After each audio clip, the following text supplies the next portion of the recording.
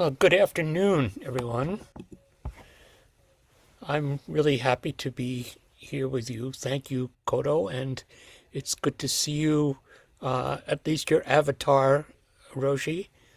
And I see some familiar friends and faces out there. It's a little hard to make out, but I'm surprised there's quite a few people in the Zendo. That's great. And I gather that there are people on YouTube as well. So, Also joined by about 50 people on YouTube. okay, well, welcome everyone.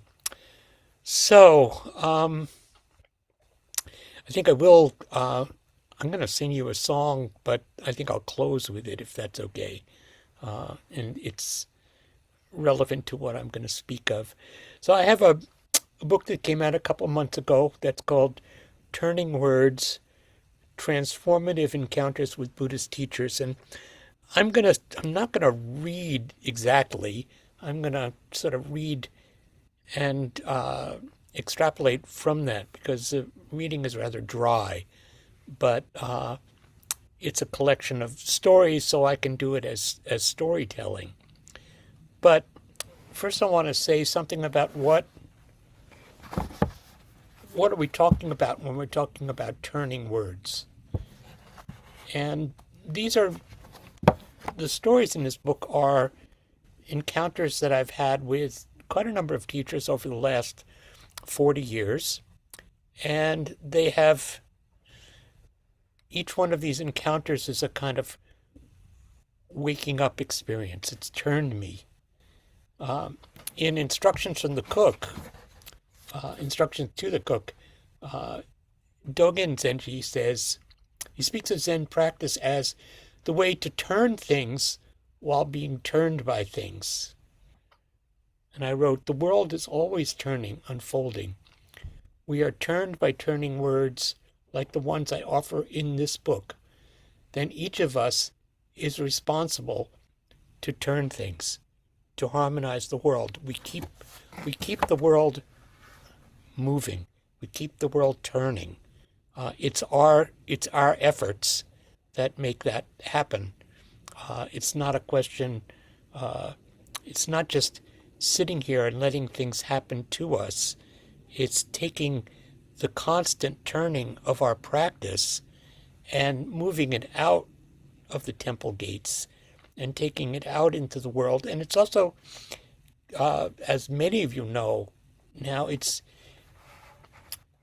keeping the activity of the temple going, which is a mysterious kind of motor for what happens in the world. We're doing that. We're making the world turn just by maintaining this practice, which is it's so beautiful and deep. I miss being there. Our practice, it's actually been, I think, almost 4 years exactly since I was last at Upaya, but the Zendo looks very familiar. Faces are changed, but the postures are the same. And just so you know, we've been uh, we've been practicing and continue our practice, and it's thriving here in Berkeley. And if any of you come up this way, you're welcome to come and sit with us and visit. Uh, it's a very similar kind of practice. So I feel good about that. I feel good that we've all sustained the practice through the pandemic, and we've sustained the practice in Berkeley since I was last there. My teacher became ill. Sojun Roshi became ill and died, and we have really faced that transition quite well without any really diminution in the practice. There's something that he planted by the turning efforts of his entire life that have enabled us to continue and to want to continue that practice. And I know the same thing is true of all of our really dedicated deep teachers. That's what they're doing. They're always turning. They're turning us so that we will keep turning the world. So the place I wanted to start, though, is with the one person in this book who was not formally a Zen teacher. All of the people in my book, some of them are recognized Zen teachers, some of them are anonymous Zen teachers, but the first person in the book is my father. And there's a very important turning words that he gave me that took about 30 years to blossom and for me to understand what the implication was. And I share them with you because I think it's important in the spirit of what our practice was.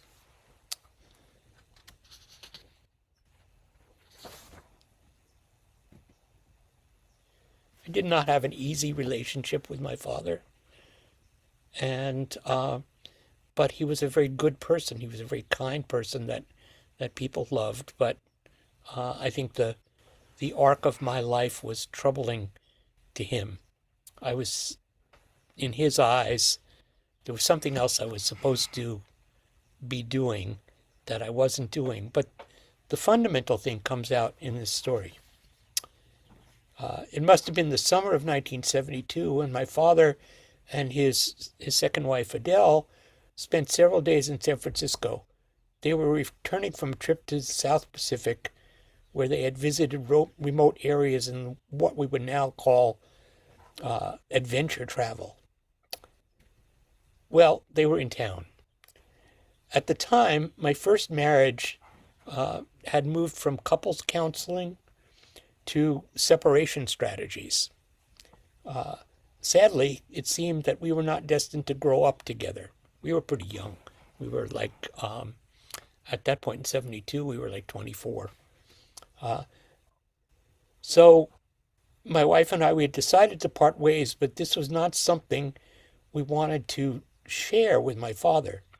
I dreaded getting into discussion with him about it. So we pretended that everything was fine in our marriage, hoping that he would buy the act, and I don't think we were very good at it.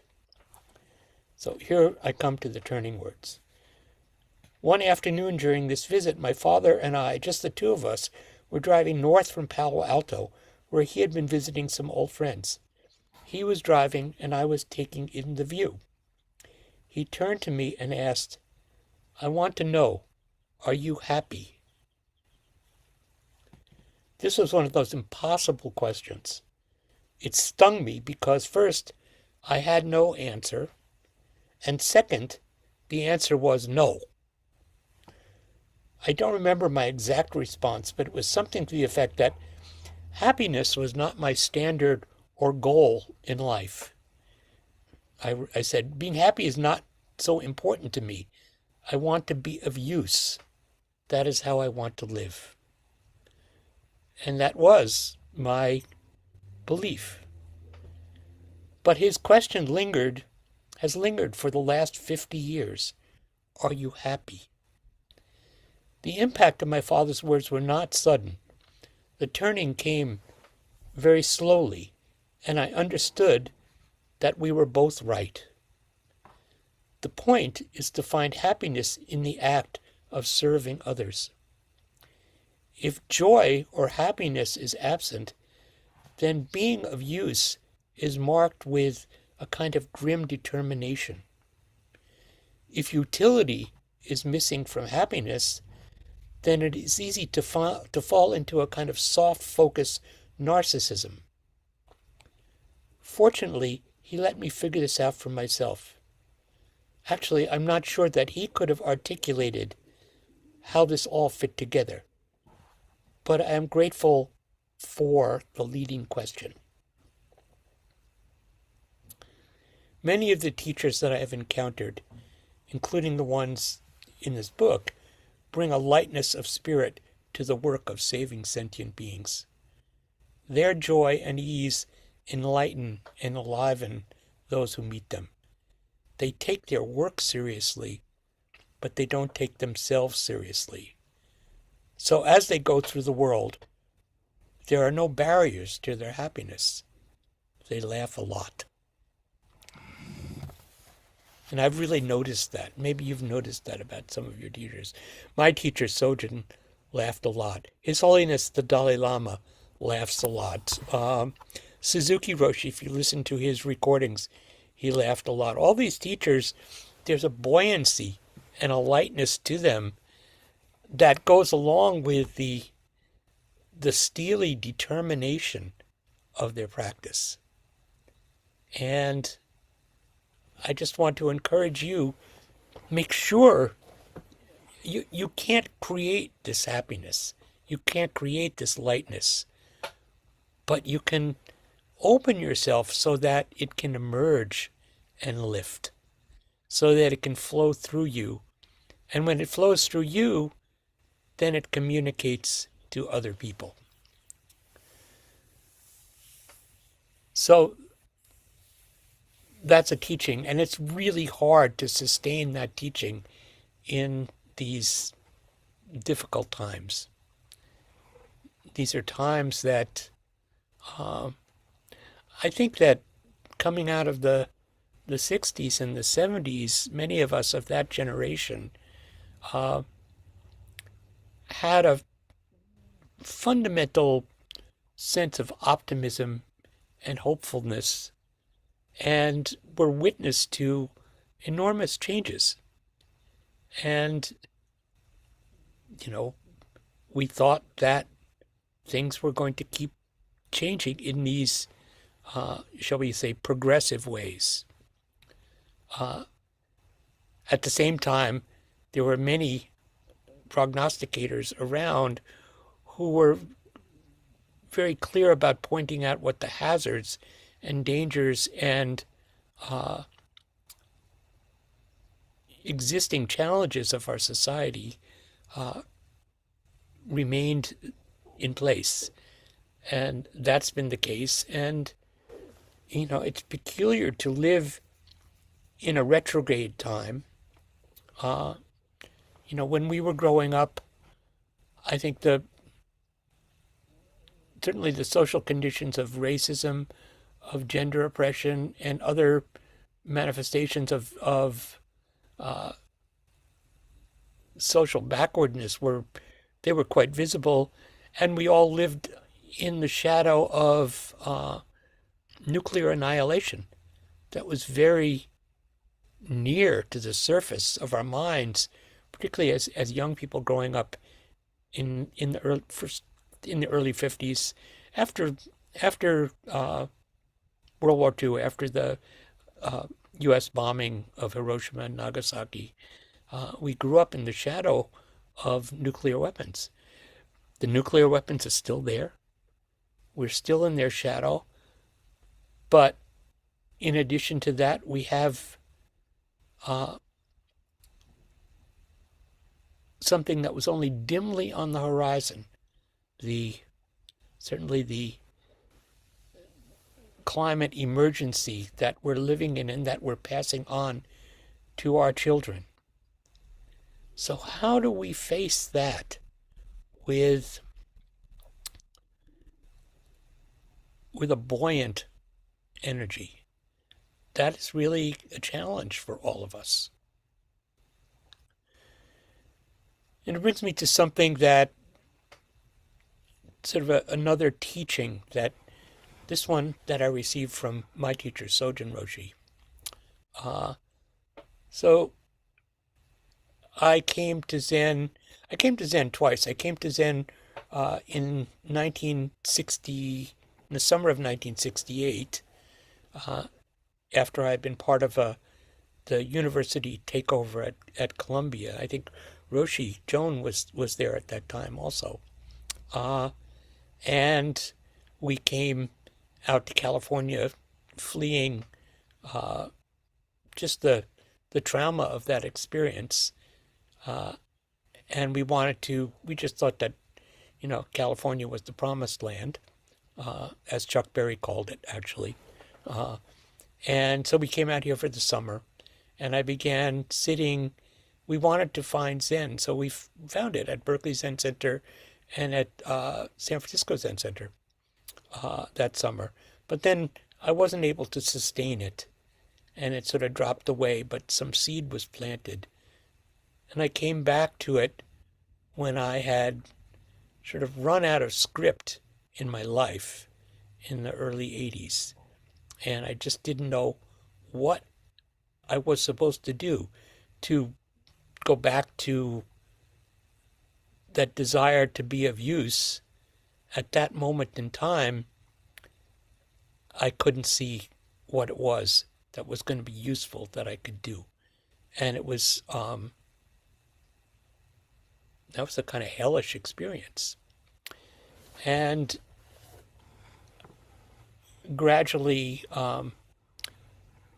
it came to me to revisit Buddhism. And so I happened to be back in Berkeley, so I ended up going back to the Berkeley Zen Center. And this time when I walked in, this is in 83 or 84, I was home. As soon as I walked in the gates, I felt home. And I've always felt home, and I've had that experience a few times in my life. And I note it. You should note it too. When you feel at home, really pay attention to that. And don't forget it.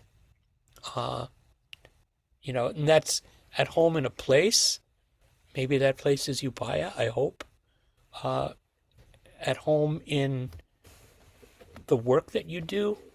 At home in yourself. At ease and at home in yourself. And when you find that home, note it, pay attention, and mine it, dig deep into that. So I did. I just threw myself into life at Berkeley Zen Center and practice here. And I met Sojun, who had already been, he had started Berkeley Zen Center. When we first started to practice, he had just started Berkeley Zen Center in the summer of 67, and we were there in the summer of 68. So he had already been practicing for more than 15 years. And he was well established, and he had matured into a teacher, a really wise and settled teacher. I threw myself into this and felt very at home. And he just watched.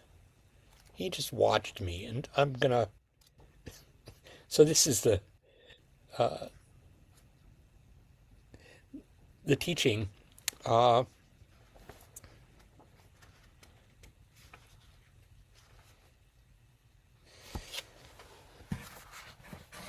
was about a year or so into my practice. I'd found a home at BZC, and having a Zen teacher was a new experience. Sojun was disarmingly warm,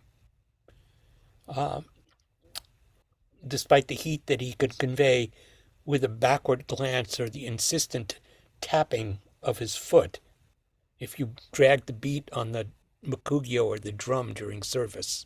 Maybe some of you have experienced that backward look from someone in the Zendo, from one of the teachers of the doshis. There are different methods that Zen teachers have. Some Zen teachers keep students on a short leash. They want them really in close. Sojun's style was to encourage and watch, in accord with Suzuki Roshi's advice in Zen Mind, Beginner's Mind. To give your sheep or cow a large, spacious meadow is the way to control her. So it is with people. First let them do what they want and watch them. I was surprised to find that I loved the Zen forms and found an affinity for them, even though previous religious training had suggested otherwise. I had 5 years of Orthodox Judaism at Great Neck Synagogue, and that had not kindled a spark of religious devotion. The Hebrew lessons were dry as dust, and my own chaotic and highly secular home included no Jewish religious practice at all. So after the empty milestone of my bar mitzvah in 1960, I never returned to the temple. I thought I had disdain for ritual, but after years as a performing musician, I was a quick study at the forms of Zen, walking, bowing, formal eating practice, the intricacies of ceremony, including zazen itself.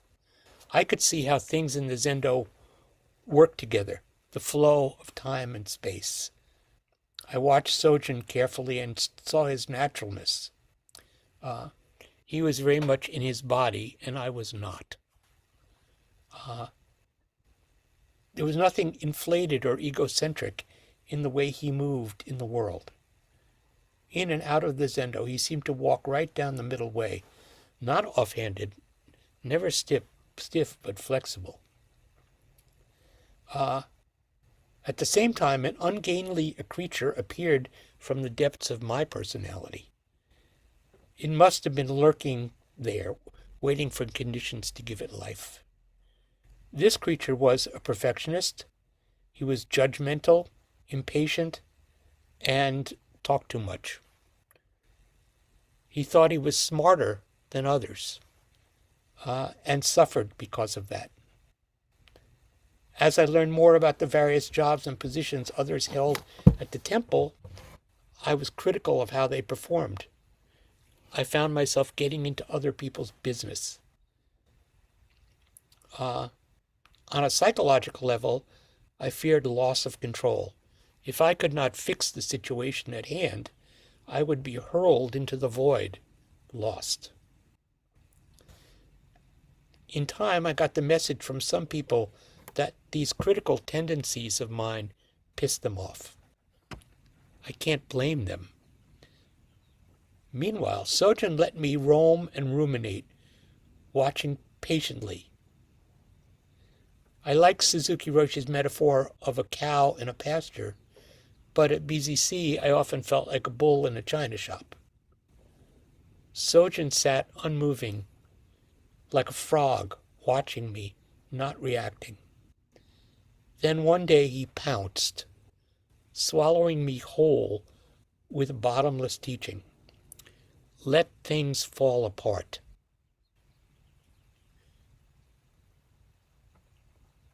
That was the turning word.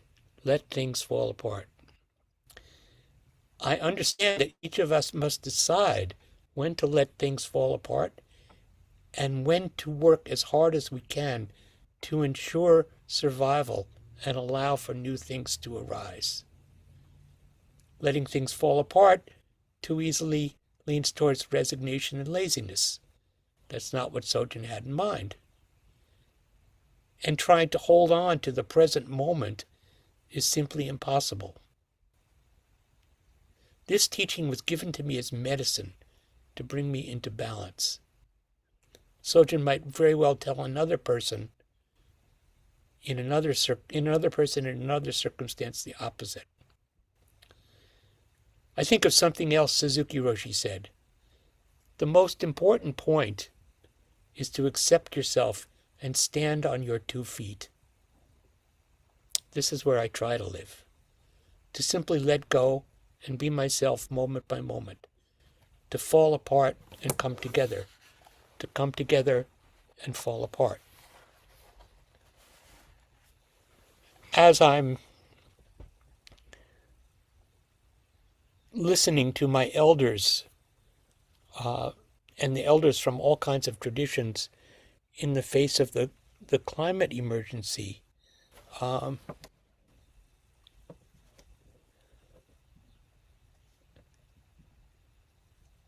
there really is no alternative to letting things fall apart. But then there's also what we hold together. I was very moved. Last week I read Bill Dubuis's new book, The Trail to Kanji Roba. Is that right? And it's basically his narrative of being on the nomads clinic, going to Dolpo with Roshi and a crew of other healers. And he keeps returning to the principle that was articulated by Roshi of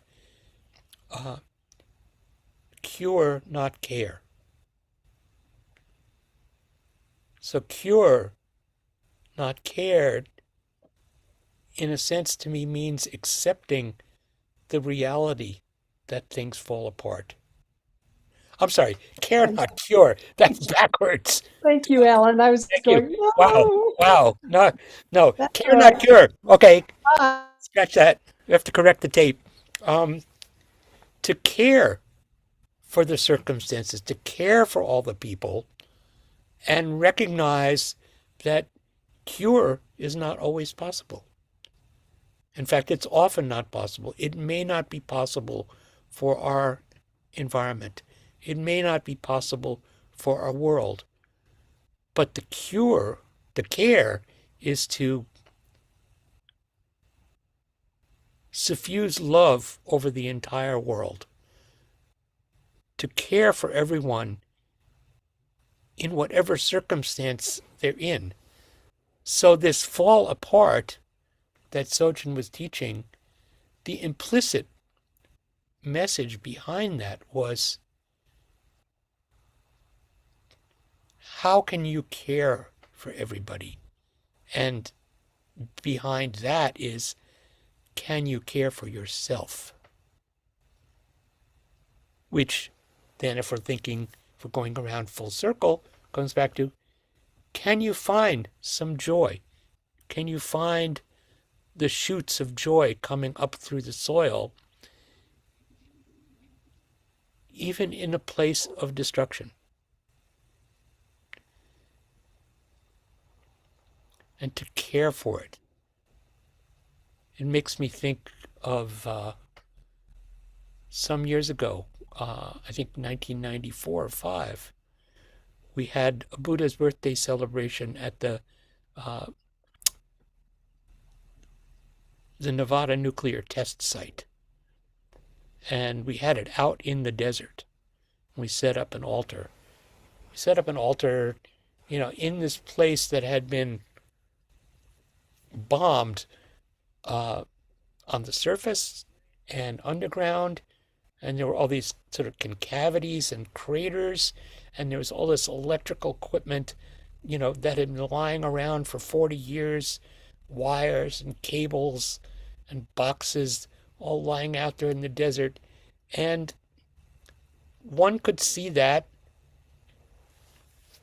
You could see it as a profanity at the same time as you could see it as a sacred place to care for and to offer your love to the place, offer your love and your care to the people who lived there, to the indigenous people, the Western Shoshone, whose land it was, who felt they were the guardians and caretakers even of this blasted landscape. So can we care? Can we find the joy in that?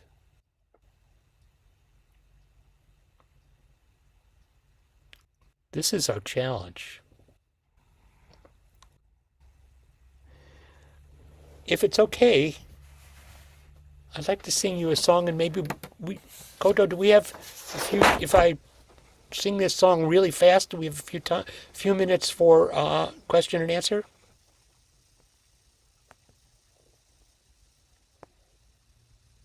Sorry, yes. We can definitely do that with people in the Zendo and people on YouTube. Okay. And okay, so I want to make sure you're on musical attenuation. Great. I'm going to sing you a song. It's a song that I recorded. I hope my voice is okay or okay enough.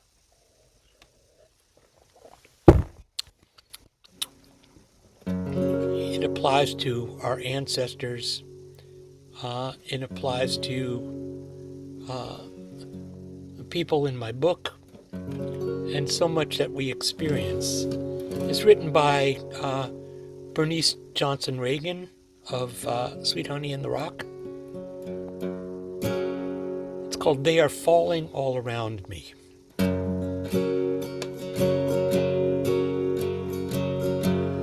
They are falling all around me. They are falling all around me. They are falling all around me. The strongest leaves of my tree. Every letter brings the news that every letter brings the news that every letter brings the news that the teachers of my life are moving on. Death comes and rests so heavy. Death comes and rests so heavy. Death comes and rests so heavy. Your face I'll never see no more. But you're not really going to leave me. You're not really going to leave me. You're not really going to leave me. It is your path I walk. It is your song I sing. It is your load I take on. It is your air I breathe. It's the record you set that makes me go on. It's your strength that helps me stand. So you're not really going to leave me. I have tried to sing your song right. I have tried to sing your song right.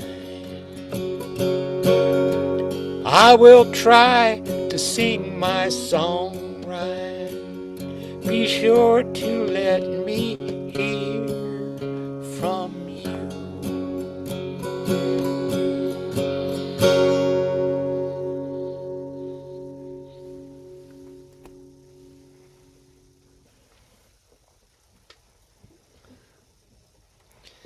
So I am happy to take your questions or comments, and I don't know how, Kodo, you facilitate that. I'm not sure how that's going to work, but Absolutely. So either we can have people raise their hands in the Zendo. yeah, that's fine. And also people on YouTube, please feel free to put questions in the chat and I can relay them to Great, thank Sensei you. Alan.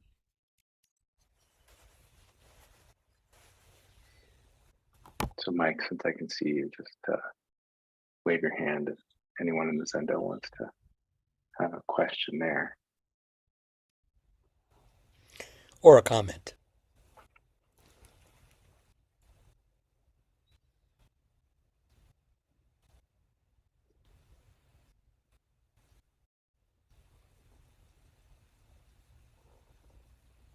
Looks like something's happening in the Zendo. Yep. Oh, Alan, if I can just say something about the book, your book. Yeah. And that is that there is so much richness in these accounts, turning words. For me, it's a kind of, what could I say? It's like a treasure house. Thank you. Filled with jewels of wisdom. And I can't recommend that the book enough. Yes, I'm in it, but people can skip that section. Yes, you're in it. I didn't want to read my section, Alan. I was nervous. Okay. But anyway, I read everybody else's. And I just thought, wow, Alan, it's sort of like you were the Alan Lomax of the Zen world, collecting the best. Well, I've been very lucky. I've had wonderful teachers and friends, and to me, that's what it's all about. Well, it is. It's all about relationship and connection, no doubt. Yeah. I'm just curious, since you read Trail to Kanjiroba, and Bill just writes to die for. Bill DeVries. Yes, he's a terrific writer. Oh my God.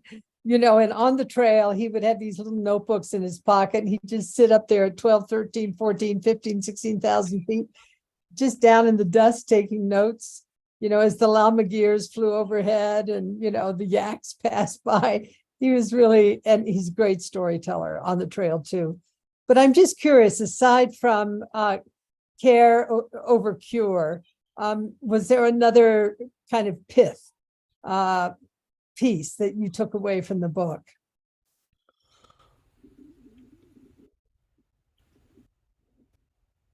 I think just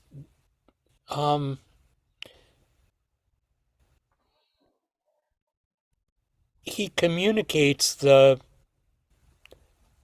there's a fundamental joy in the people, in the way that they're sustained by their practice and their culture in the face of circumstances and conditions that are,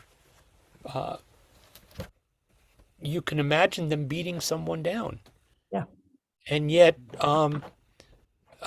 he communicates that, and everything that I've seen,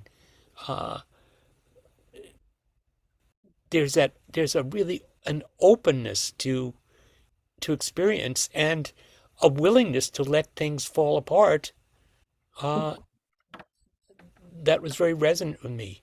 Yeah. And I want to say, because I've had this experience, I've never said this to you directly. I wish I could go on one of those, and I don't think I'm physically up to it. And that's been a it's saddening, because it's an extraordinary thing. And here's another teaching which I'll share, and this is also in my book.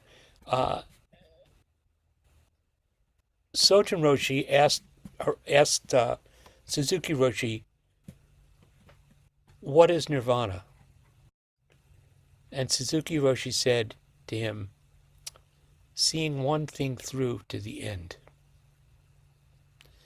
That's the way we should hold our practice, and that's the way I see, that's what the Nomad Clinic is, both in each individual clinic, just really hard. That's really hard traveling.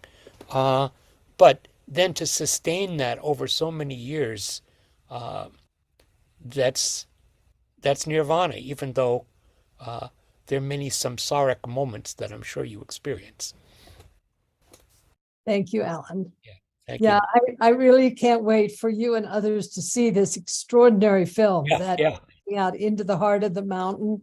I just shared it with Jane Fonda and Pat Mitchell, who's chair of the board of Sundance, and they were blown away. Yeah, and I cannot wait for this to be released. It was, it was shown it premiered in Amsterdam, but it's in a way like Bill's book, care over cure, and also the kind of force that you bring to practice, which is both letting go and staying with, seeing one thing through. Right. Well, thank you. Yeah, thank you, dear Alan. Thank you. There was a question. I think somebody had the microphone there, yeah. Please say your Hello. name. I'm Mike. Hi. Thank you so much for this talk. It was really touching. I have a question in the space of You mentioned going into into the bomb site and turning something that was, could be, it's a tragedy and it's sacred. And, I find something similar with mental states and with, pieces within myself. And this is just currently something that's alive for me right now in this moment. And it's really kind of taking something that could be traumatic and making it something sacred. And I'm curious on what sorts of practices you have for that. How do you resource yourself in that space to turn that into something sacred? I think, my core practice, and I was just talking with somebody today who had a lot of practices, and it's just like, I'm very simple-minded. My core practice in that respect comes from the sixth ancestor of Zen, Master Huineng, and his first bodhisattva vow. His bodhisattva vows, I'm forgetting what's the version you use there? Sentient beings, Our creations are numberless. creations are numberless. I vow to Free them. free them. Right. So the six ancestors version is sentient beings of my mind are numberless. I vow to free them. And that's been a pivotal, that's a turning word. It's actually in my book. Sentient beings of my mind. So it's first of all turning to those afflictive states and recognizing each of them as a manifestation that comes up. This is rebirth on a moment by moment level. And when that being is born, you need to attend to it with unconditional love, sometimes with strength and energy. You don't want to, attending to it doesn't mean letting it run the show, but to attend to it and recognize it as part of yourself. And this is certainly Suzuki Roshi and the Soto Zen teaching, is to include everything. So we include these afflictive states of mind, but we have to be careful how we include them. So sometimes you might not want to go and throw your arms around that sentient being in your mind, because that may actually be dangerous.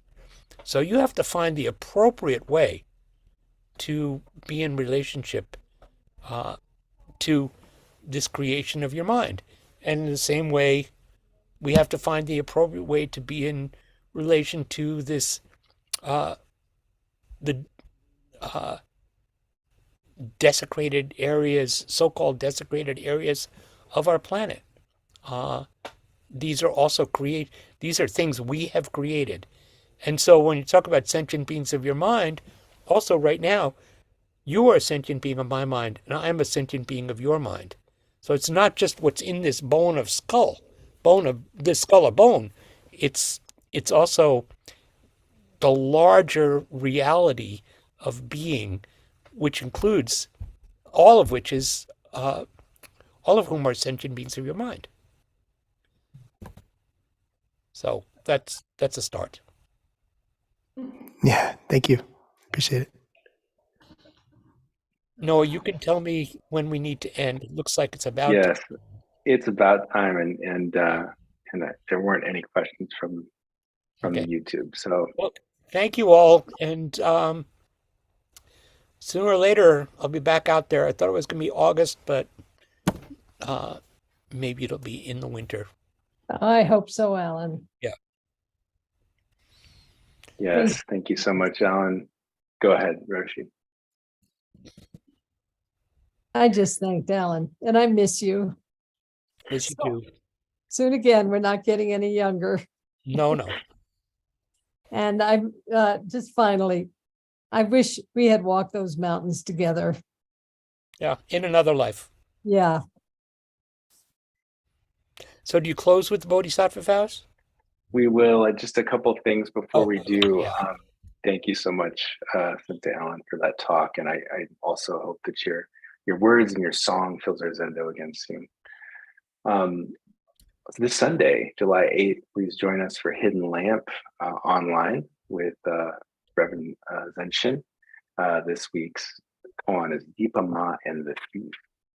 On July 20th, we're going to start our in-person Zen Circle, starting with calligraphy and then moving through to the Dogen Seminar.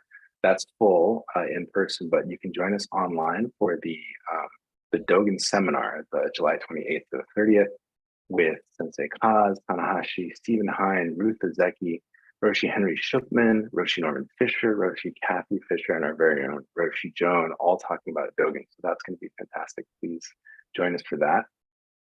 And also on July 20th, Gather and Grieve with Jessica McKinney, for Reverend Jessica McKinney, for all of those who wish to share what's in their hearts of grief. So thank you for joining us for these things. And we'll end with the 4 great bodhisattvas.